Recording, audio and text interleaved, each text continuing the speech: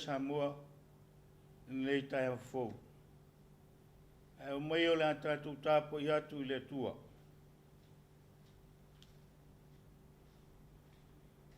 Fetala I atu ai leo Iesu I ati la tau.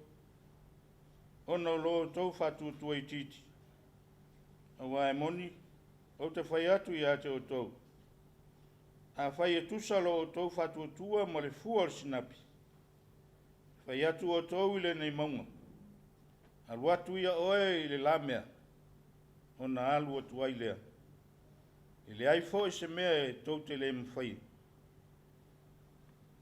Tātou te tālo mo le ngang pai. I oe le ali e le atua. Oe lava o le atua silisili ese ma le mātanga o fie. O le atua e taunu ai le manuia o mātou whamoe moenga.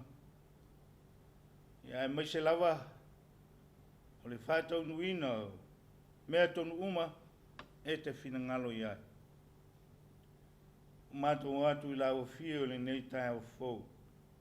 Pātasi ai ma le nei atunu o Samoa. Se o mātou watu le Tapuaiga I la o fie.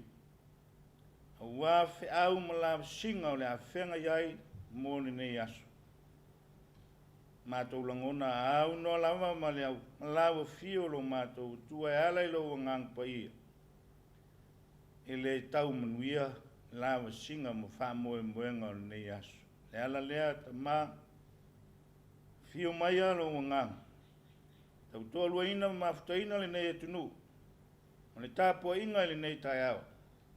Ina ia I manuia e whaasili ai le vi inga o lawa fio e whabawau.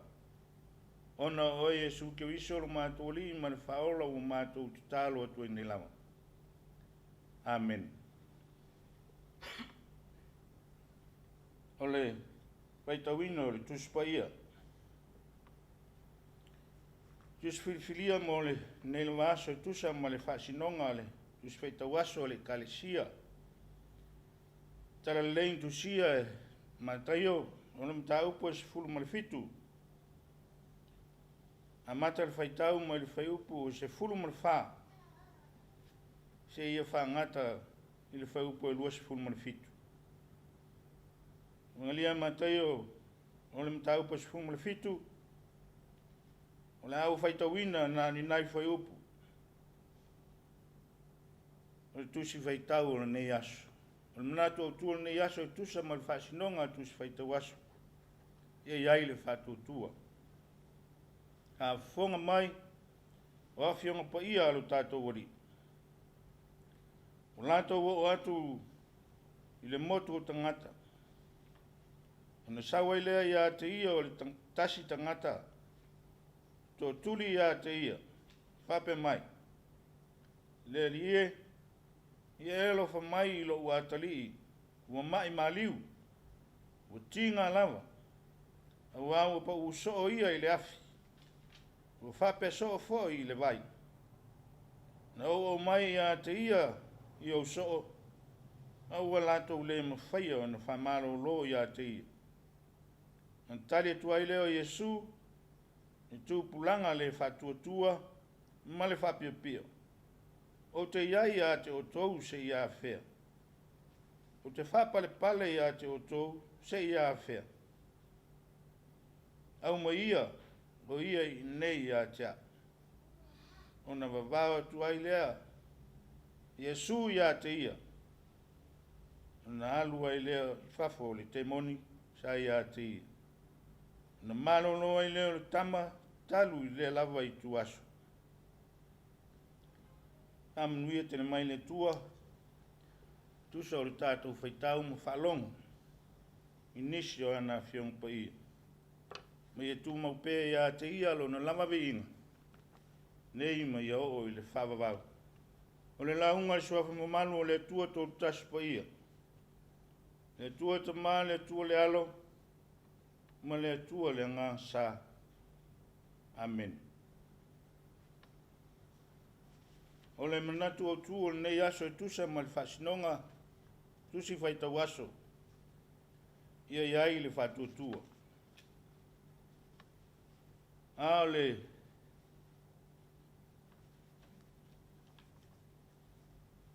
e upo e lua sifuru ua whai matua e pei na whaitawina.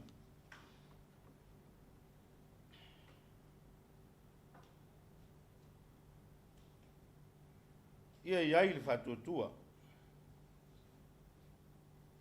O le al whatuatua.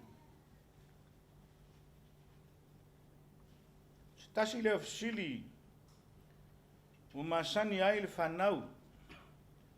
Kalesia e whakasalawa ia.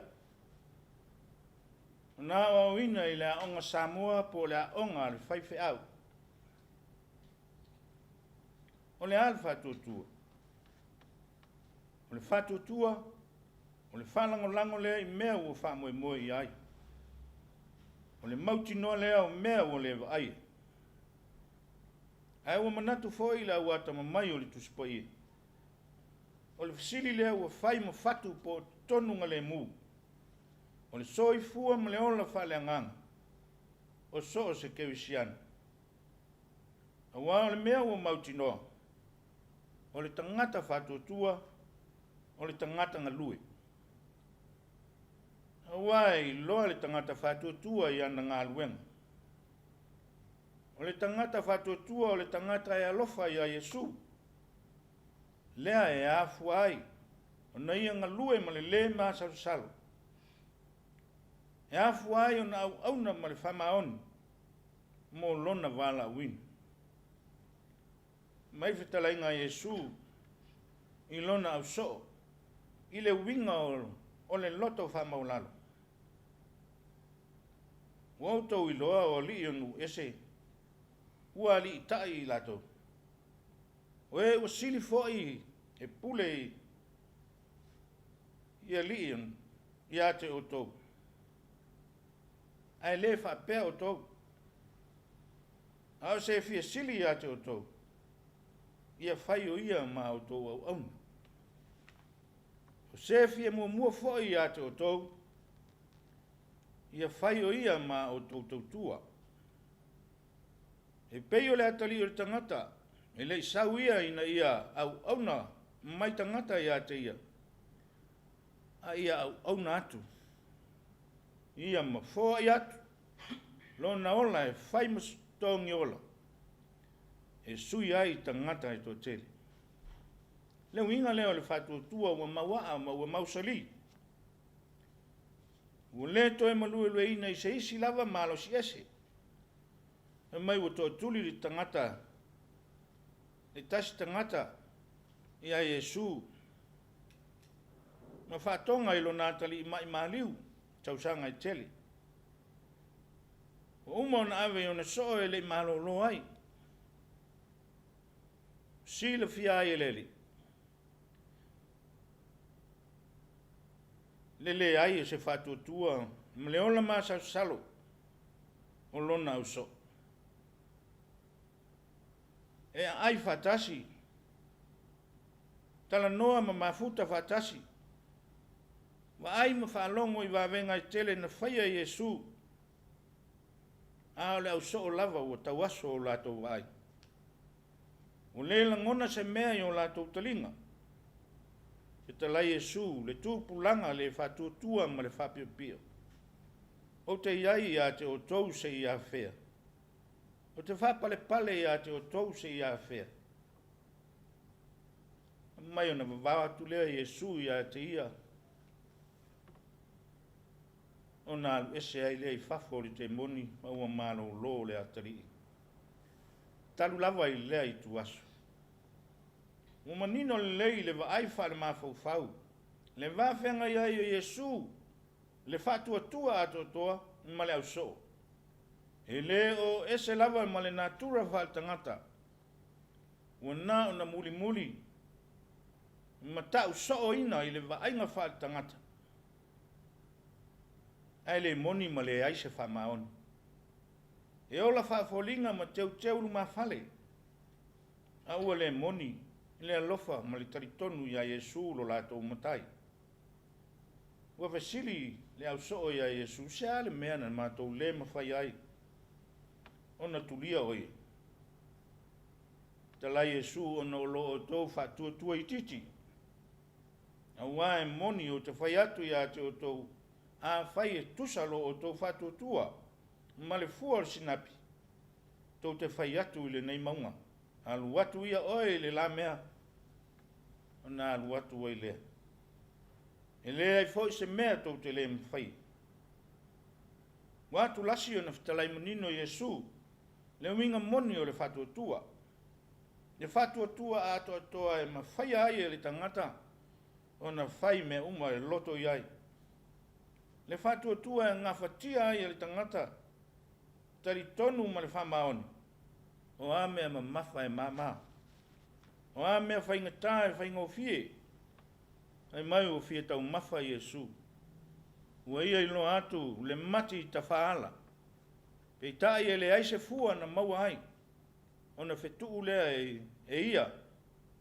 Le mati ua mango ma ua pe. Ua ia whai atu fo'i o na so. A whai ua ia te o tou le whātua tua.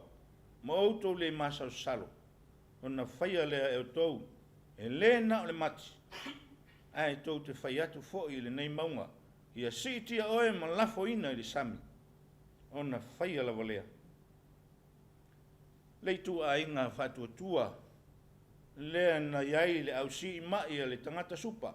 Tinga lava le tumu le motu o tangata. Ai na lato sa ili ava no lava. Ia o le mai a Yesu. Si le fia ia lo lato whatua tua. Wa ia fitalai atu. Ile mai supa lo watali ie.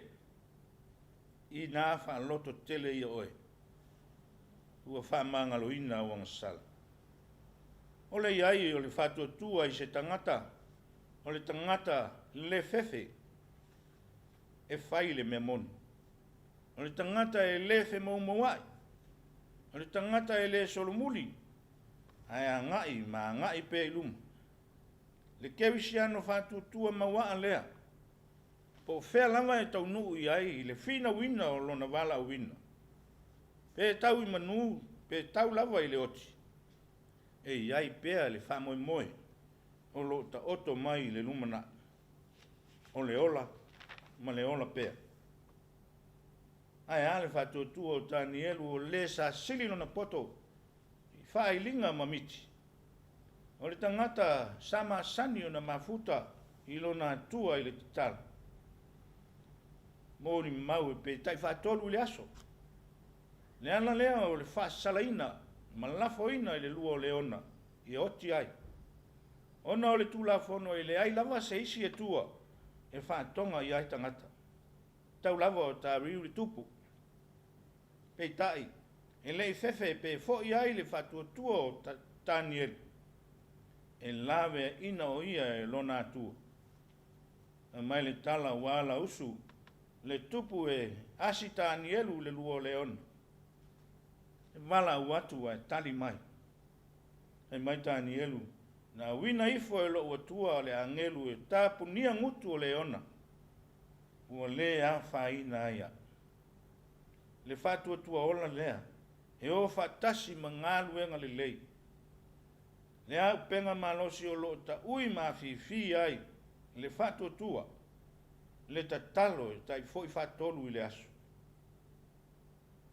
Le nā Samoa, le atunu pele. Le whiau wha malosi. Le whiau wha manatu mo i tātou le nei foi aso. Ai meise o lau soifua au auna.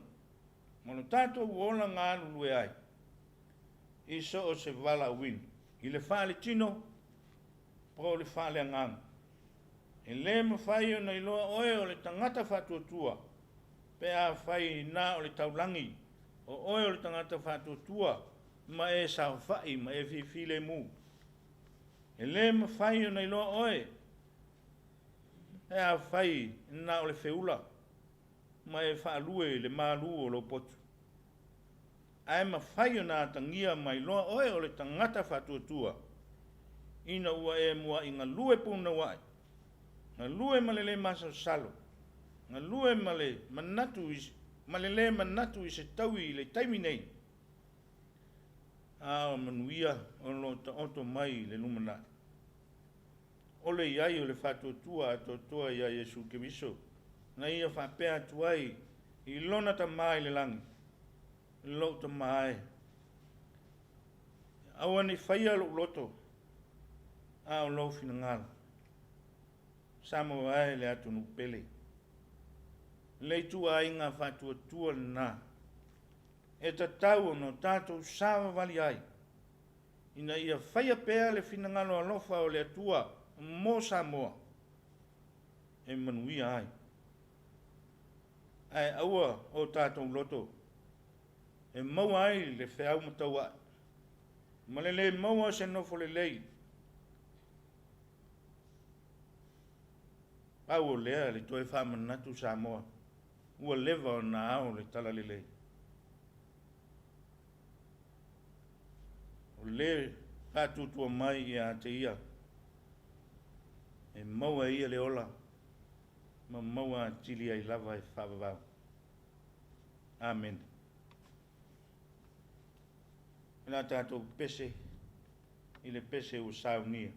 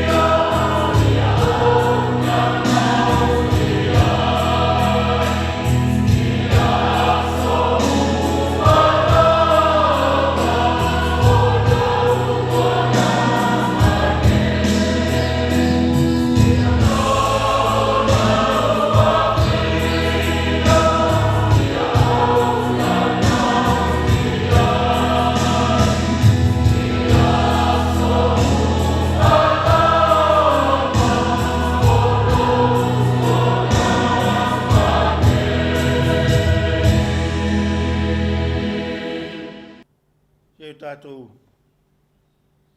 i fo matatalo i le atua. Talo le whawhitai, ato senga, moni nisi o tātou mana. Nā tasi mali te tālo whamanui. Tātou ifu mo te tālo.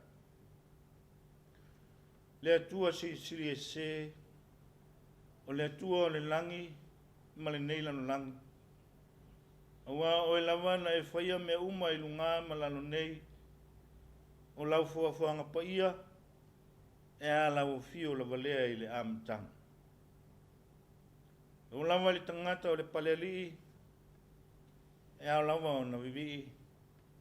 Mawatu le tapo inga i ata oe. Le ala lea o le fasifo o lo watunu. Le li ielo mato o tua i le nei Taeao fo. A mato manatu le pong sa ua alwatu. Le li ie sa mato le manatua oe. Pei tai ua mato ta langona le loto whawhetai ma le anganga e vivi. Mato i oe mataritonu. Sa e tausi ma leo leo. O e lava o le leo leo sa e le tuli moe sa e le moe lava. Leo wa fuai. Ona. Ma lei fo mai whanunga le lei si o mato nei atunu. Ua manuia Samoa uma. Mato whawhetai le ola ma le malos. Wha popo fo i aso lo mato wola. O mea le lei mo mea sili e tele. Ua uma o nei saunia. Le ngata o le whaletino, le mafo fau. Sili pea le tamao ainga whale ngang. Haftai le li e. I lau tau singa alofa i a Samoa mo na tangata. Mai lava i o na taitai se i o i se toi tangata. E mai se foi, o i kalesia, taitai whale kalesia, o na vaenga uma se i o lava i whanau. Matou whawhetai le tua.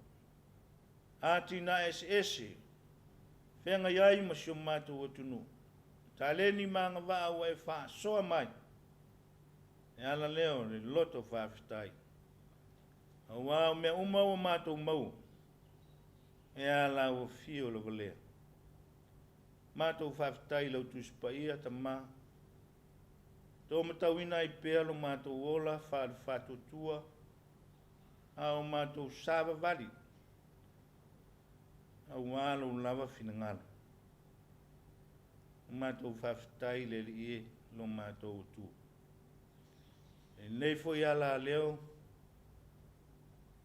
E TV. A lau tele ina ai le tala ina o lo lava finangalo. E le ngata i tonu le nei atunu. A watunu uma wo o iai lo na malos.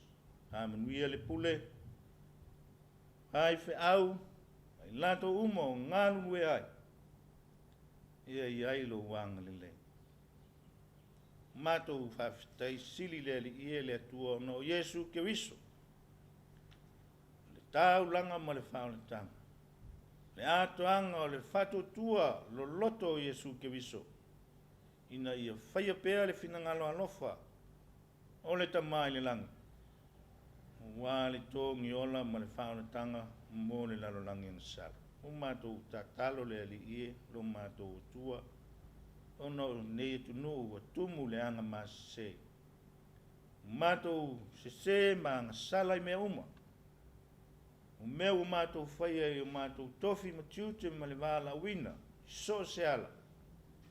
Le ali ie, matou whamaulalo I lau fio o no matou lawa ua whatumu tumu lima. Vainga whale tangata. O matou le ato atoa. O matou tatalo I lau fio. Le ali ie. Se I alofa. Hama ngalo mai si o matou nei atunu. O matou wala au le ali ie le atua. Ma la lafo I lau fio le nei fo yaso. I ona lava singa mo na fe au esi. Le ali ie. Au noa ma oe. E le tau lau ma e manuia. Fe au ma lava singa o le nei yaso. Amanuia taitai whale kalesi. Amanuia taitai whale malo si o matou atunu. Amanuia tangata lau teli. Se o lava I alo ma whanau. Ele ngata I Samoa nei. Au Samoa o taape ma sana lau solo I so se atunu o le lalolang. ia o tu ia ia u whamanuia le TV mai lato uma o ngā lulue ma au nai maua pelo lato fia ma le whamau lango i le tala ina o lo lama whingā mātou tutalo le ali le tua tātou ma oe le nei aso a wawana oe lawa e manuia ai Samoa ma ona Taeao ma ona lawa singa le nei aso nisi o mātou tutalo a tasi ai mo tutalo le leo al tangata lawa ia mātou ofo ina atu iai ina ia whaia pēa lo lawa whina alolofa au lawa o mātou loto al manuia ma le file mu oe le tua tō tasu pai le lofa sisiri ese oe Yesu ke wisu ma le mafutanga mafuna whana ma lo lawa ngang pai tu maulea ma lunga o Samoa le nanolangi atoa ma le au ke wisiana le manuia ma le file mu nei ma yo tu lava le whamavau e whamavau lava amen